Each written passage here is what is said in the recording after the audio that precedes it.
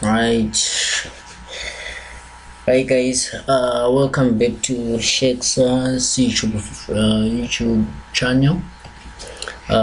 Today I'm going to carry on with Android application development.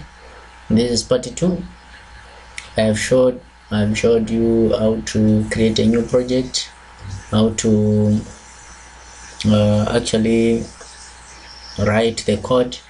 Not that much, but I've shown you the creation of the project, how you can actually connect Android Studio to Genymotion and its virtual devices.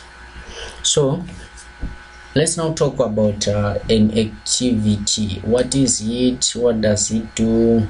What is in each and every activity? And what is an Android application? Right, so an activity is just a screen representation of any Android application. For example, let me just open this. So we are saying an activity is any screen representation. For example, we have this one. The moment that I click there, I'm launching an application, and by launching an application, I've created an activity and they've started it. So this interface is representing an activity, and each and every activity has got two files. The first one, which is an XML file, the second one being the Java file. And the XML file controls the user interface, or it gives the user an interface for someone to actually communicate with the Android application. Secondly, we have Java file, which control the logic or program flow. Right, each and every activity gives access to the user for the user to communicate with the application. Each and every application can have many different activities, and these activities can actually communicate with each other. Now let's talk about the features. All activities interact with the user. That's why I've said each and every activity is the entry point for user interaction. For example, we have dialing.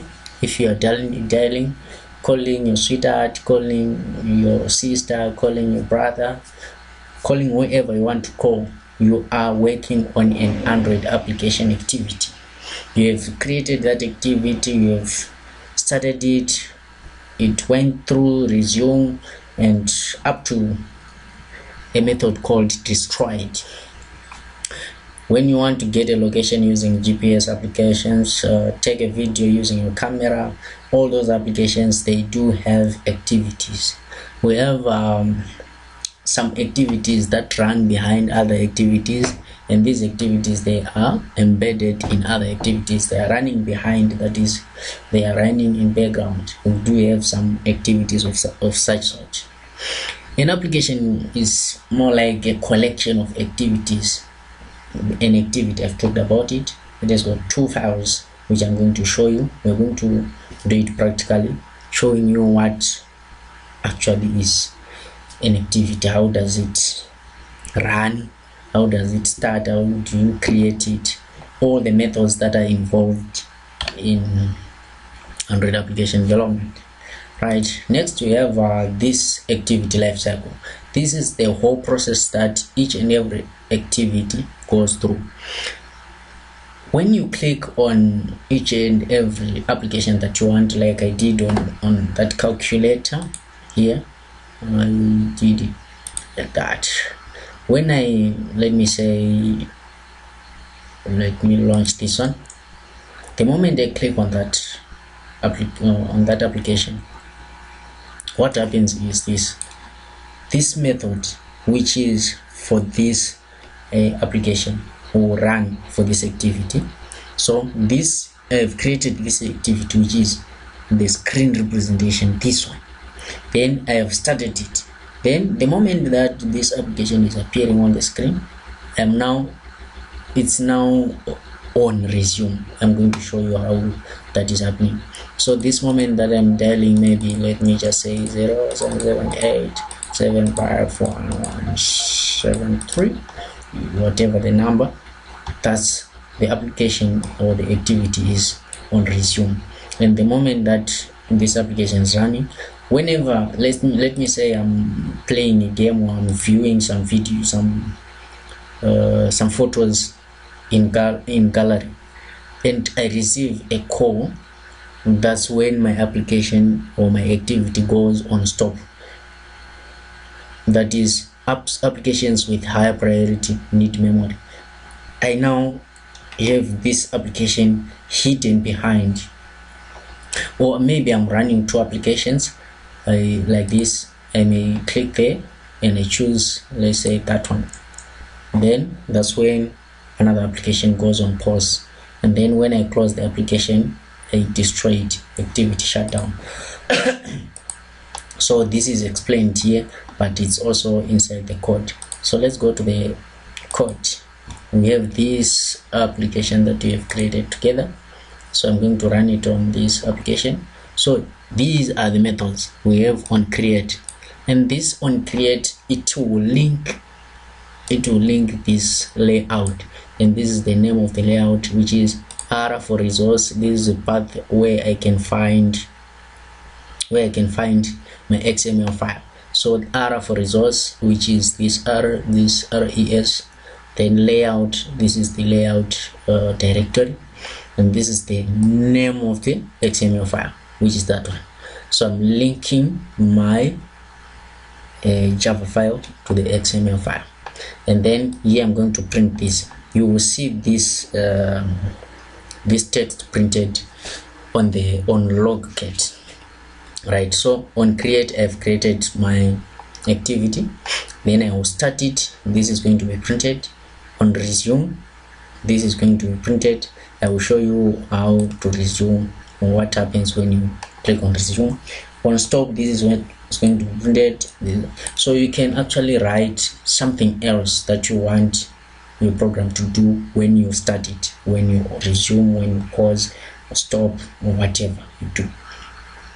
All right, so let's run our application. It's going to take some time.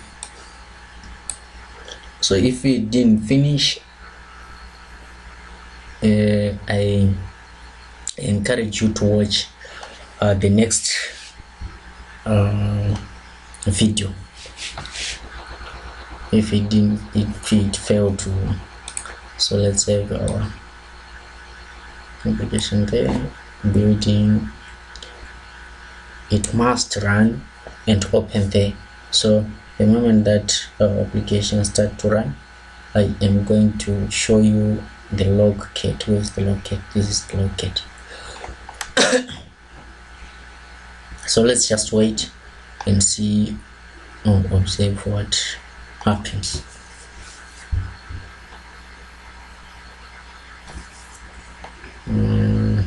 So as this one is running, the name of the project is Shakes project 1. Project 1. Right, let me run this one. Let me go to project. This one is my app. I've installed it already, so I may open logcat, right, so that you can see what I am saying. So the moment that I open the project, you see that I've run it. So there is text that I expect to see, and the text is on run, is on start. I don't want to maximize this, so let me search for the text. Sorry. All right, so this is what I've done: in on create, in on start, in on resume. So if I go back, let me say what happened. That other project failed to run, so let me just minimize it so that we can observe what I am saying.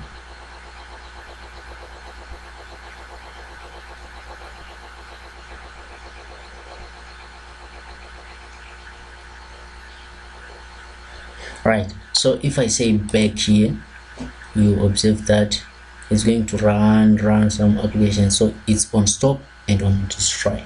So if I open the application again like that, it's on